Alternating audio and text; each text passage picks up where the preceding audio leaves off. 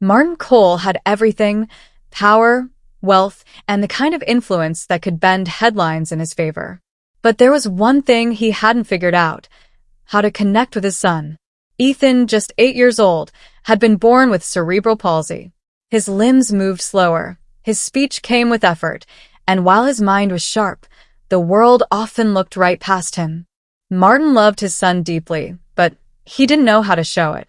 Their outings always ended in awkward silence, as if love alone wasn't enough to build a bond. One rainy afternoon, a detour brought them to a roadside diner in a forgotten corner of the city.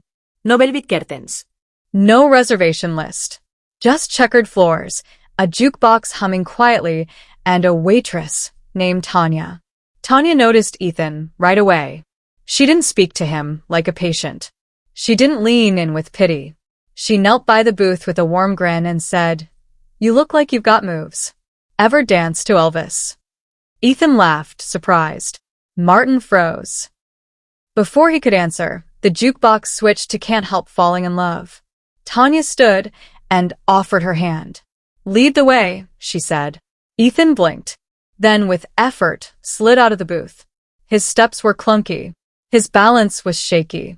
But Tanya didn't guide him, she followed. Step for step. Martin's chest tightened. He'd never seen Ethan lead anything before. And here he was, guiding a grown woman across a tiny diner floor like it was a stage. People clapped. Some wiped tears. Martin felt something break open inside him. In that moment, it wasn't about control. It wasn't about legacy. It was about a little boy who had never been given the chance to shine, and a woman who gave it to him without asking for anything in return. That night, Martin didn't just leave a tip. He left with a mission.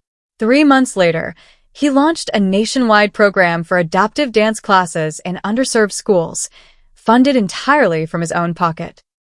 Because sometimes, one small act of kindness doesn't just change a child's life. It wakes up the heart of a billionaire.